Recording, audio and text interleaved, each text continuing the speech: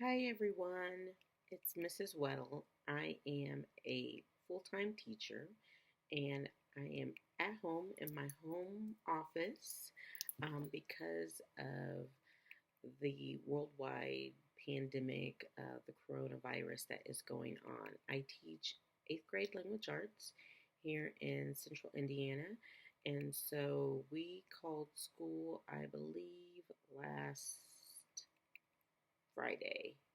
So our kids did not have been out of school since Friday.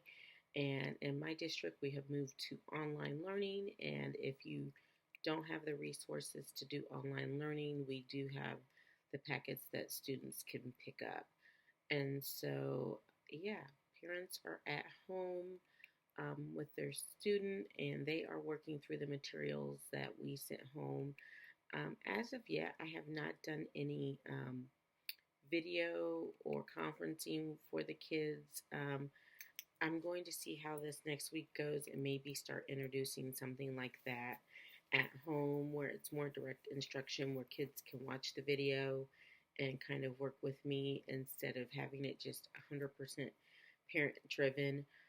So, what inspired me to kind of create this YouTube channel is all of the hilarious memes and Facebook posts and Instagram posts that I have been seeing from people who are at home with their children and trying to teach them something. So I do agree. Teachers should be paid $1 billion a week, as I've seen on several of them. Yeah, it's not as easy as you people thought. So here I am to help you. So I just kind of wanted to use this channel. A, I'm super bored at home.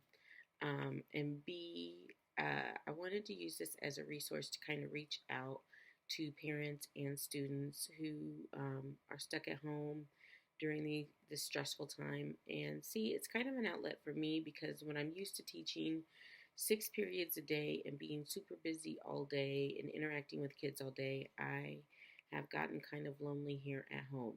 I do have two students of my own. I have a first grader and her name's Jackie, and I have a 11th grader. Her name is Courtney, and what I have discovered during these 3 days is that they are really independent students, and they really don't need that much of my help. And in fact, at times, I'm in their way. So yeah, with nobody to teach directly, I'm kind of like starved here. So wasn't expecting this. Spring break is still like 2 weeks away. Summer was like 11 weeks away. So for me not to be in my element, it's kind of like I'm like a little freaking out, get a little stressed. So that's why I created this YouTube channel. I'm going to try to post daily, just tips and tricks for parents, but also some lessons, some direct instruction lessons that if you choose to do with your student, that's awesome. And if you don't, that's fine too. Just keeping myself in practice.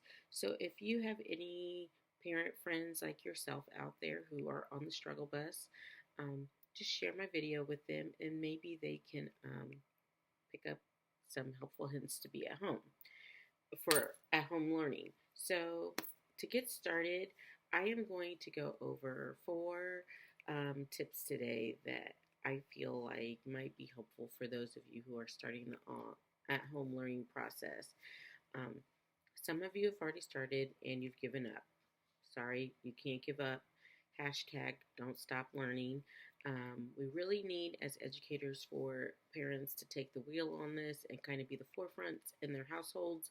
And if you can, um, just some adult kind of for oversee that and make sure some learning goes on besides Fortnite and Xbox and all that good stuff. So my first tip is to get prepared. So don't print the lesson off or open the lesson up and just think that you're going to start teaching it.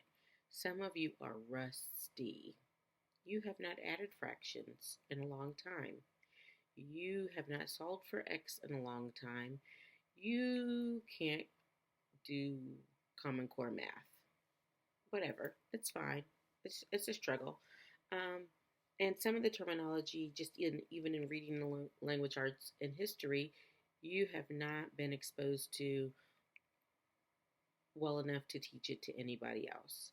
So before you make a fool out of yourself in front of your third grader, I'm going to need you to look at the lesson, make sure you understand what your student has to do, and you know how to do it. So take some time to do that. Get start before you even get started is to look at their assignment every day. Trust me, I'm a teacher. I am. And I do this every day before the kids come in. I go over my lesson and make sure that I can explain what they need to learn from the lesson because sometimes I forget too or get mixed up. And so, especially on skills that you don't do every day. So, for instance, um, compound complex sentences versus a compound sentence. What's the difference? If you haven't been working with that material um, every day of your life and you're not an expert, you might mess your kid up. So make sure you just review, um, look at Google, um, and just refresh your memory. So that's my tip one: get prepared and know what you're talking about. Number two, you got to get set up. I know some of you tried really hard yesterday and Monday. You had your calendars, you had everything going, and then it was a disaster. So, I'm going to explain to you what I mean get set up. You have to set an expectation of learning. The reason I'm able to do what I do all day is because I'm in a classroom, in a school, right? The expectation in that building and in my room is that you are there to learn. So you've got to develop a corner of your house or a place in your house where you are going to set that up, and the expectation there is to learn. Not to be on your computer, not to be on your phone, not to be eating a snack. Don't let the kids do any of those things. It's your classroom, and I need you to stand at the front of your classroom and take control of it. So you've got to set up your dining room table. Maybe right after you clear breakfast, you get it set up for school. Then you call the kids back in to get ready for school. Everybody's living situation is different, so you got to turn the TV off. You got to get rid of all the other adults who aren't participating in school. Um, and everybody has got to understand that this is school time, and our expectation is that we are going to do school. So that's the first thing. And you got to have your books there, your supplies there. If you're using a computer, it's got to be close to a plug. Um, for example, I don't let kids go back to their lockers to get things. They need to come to class prepared. And because that was the expectation I set at the beginning of the school year, kids are prepared every day for my class. They have what they need because they know they're not going to get to task avoid and go back to their locker. So they need to bring what they need to the table, or you already have it there: pencils, crayons, papers, calculators, whatever, books, whatever, already there. So there's no reason to get up. My third tip is to be realistic.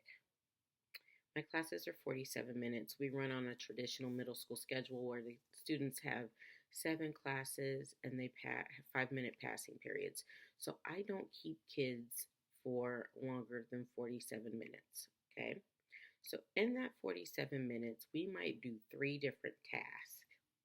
Yes, because I teach 8th grade and their attention span is not that long.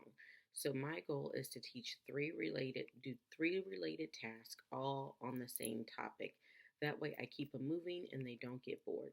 Those of you who are expecting your third grader to sit for 8 hours and do all of this work,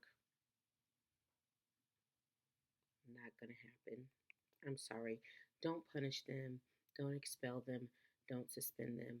You didn't know. You did not know that we cannot do that.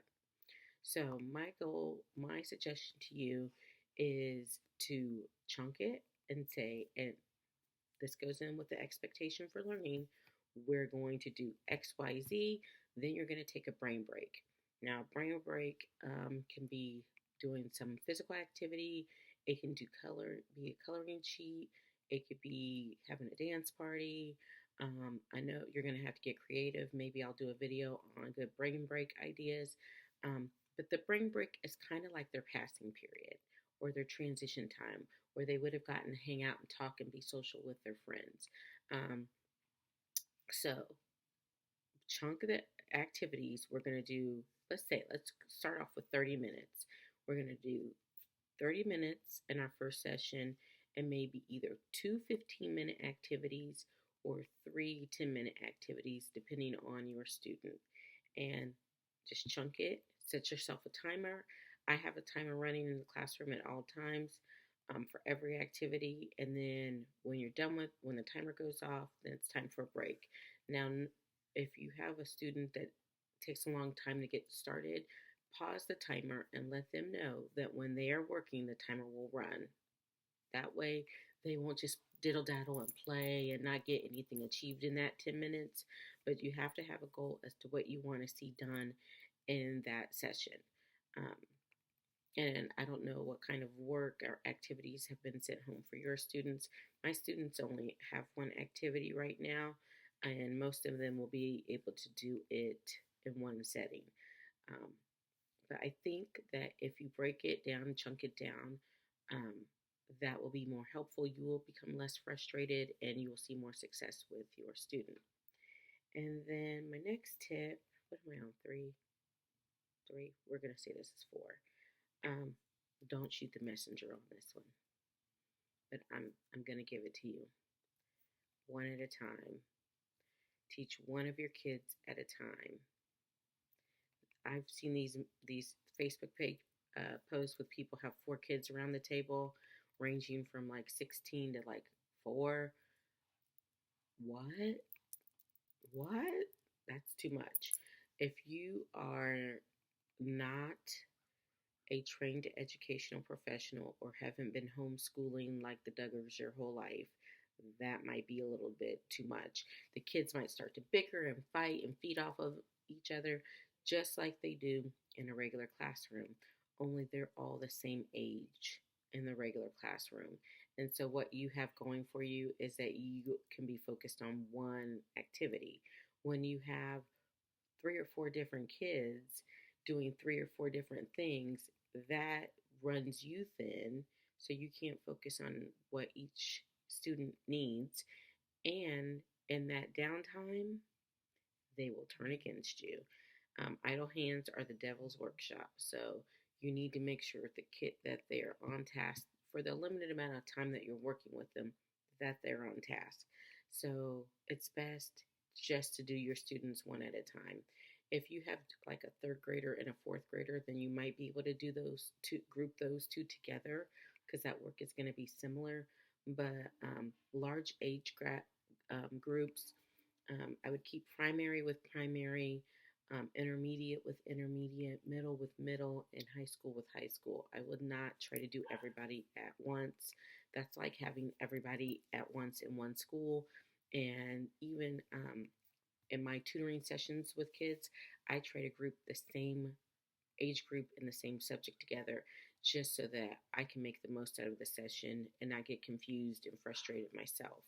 So that's my other tip, is to do one at a time, or at the very least like similar age groups and levels at the same time. And then to wrap things up, I'm going to encourage yourself. This is my last tip, to give yourself and your student some grace and mercy. Give yourself some grace and mercy because teaching is hard. And I don't know about your case, but in most situations, you have not had to teach new content yet. Not, at least not new to your student. It might be new to you. Most teachers, we've just been sending on home activities and skills for you to practice on and review because we've already taught this content. So you are going to be, here's my first grader. Here's one of my students. Say hi. Hi. So in most cases, they're just working on the skills that we've already taught them. If this is a prolonged situation, you will end up teaching brand new content to your student, and then it's going to get for reals. So give yourself some grace and mercy. Kind of think about some of the suggestions I've made, and and just get and those kids know how to act in school. You set your expectation and they will live up to it. Actually, I think as a parent, you got the upper hand here. So, because you control the food supply. So, do the best that you can. And we thank all teachers out there are thankful and grateful for you. Um, and just do the best you can. And until next time, thanks and tune in. Oh, if this content was helpful, go ahead and give me a thumbs up and leave me a comment down below on what you need help with, what you'd like to see a video about, and I will work on getting those together. And subscribe to this channel so that I can get monetized and we can use those proceeds to make more educational content for you and students. Thanks. Bye bye.